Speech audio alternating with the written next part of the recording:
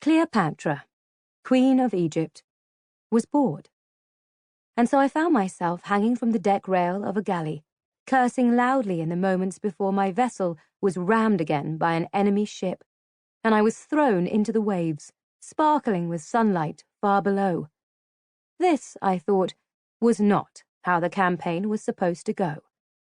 My shipmates and I, all students of the ludus acclaimed, foremost academy dedicated to the training of female gladiators in all of the Republic of Rome, were supposed to be victorious in this, our very first nautical outing. Instead, we were getting kicked all over the waves of Lake Sabatinus by the girls of our rival academy, the ludus Amazona. "Fallon!" I struggled to look up to see who was calling me. It was Elka, usually the first to notice whenever I got myself into trouble. I would have hailed her back, but I was too busy not letting go of either the railing or the hand of Leander, the ludus kitchen slave, whose life I was preoccupied with trying to save. Leander couldn't swim. He'd made that abundantly clear, even over the din of battle. So it was a bit of a mystery as to how he'd even wound up flailing around in the water in the middle of our mock sea battle, a spectacle staged at the behest of the Queen of Egypt. The spectacle itself was less mysterious.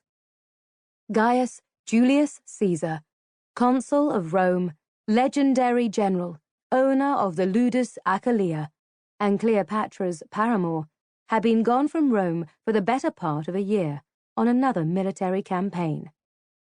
Cleopatra, ensconced in his estate on the western bank of the river Tiber, but expressly unwelcome within the walls of Rome itself, had been driven to her wits' end with restlessness. So she packed up her entourage and headed north up the Via Claudia to a private villa nestled on the banks of Lake Sabatinus, where her restlessness could, at the very least, enjoy a change of scenery. And the company of her dear friend, my sister, Sorcia, or as she was known in Rome, the Lady Acclaimed, former champion gladiatrix and current lanista of the ludus acclaimed.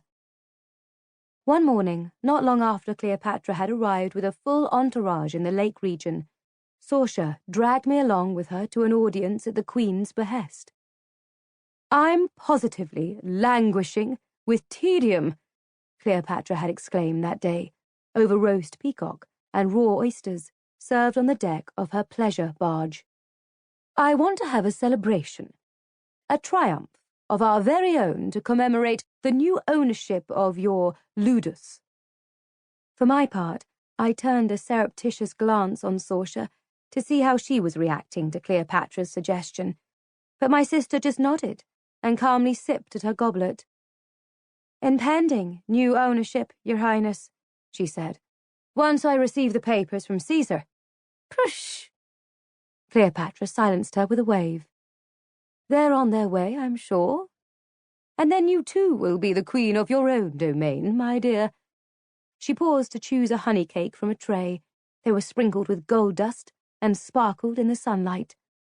"Men shouldn't be the only ones in this wretched republic who can stage a spectacle to flaunt their accomplishments," Cleopatra continued.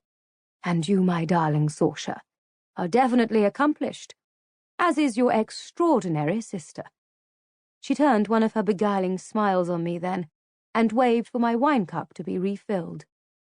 "The optimates fight the populares because they are afraid," she said. "Afraid of change, of innovation. They are afraid of Caesar, and they are afraid of me. Caesar is a god among men, and I'm not shy about reminding him of that. They fear his power, and so they lure him into wars far away from my bed and company. It makes me waspish. Forgive me." "Nothing to forgive, Majesty," I said.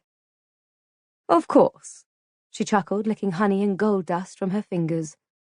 "You, Fallon, understand my restlessness.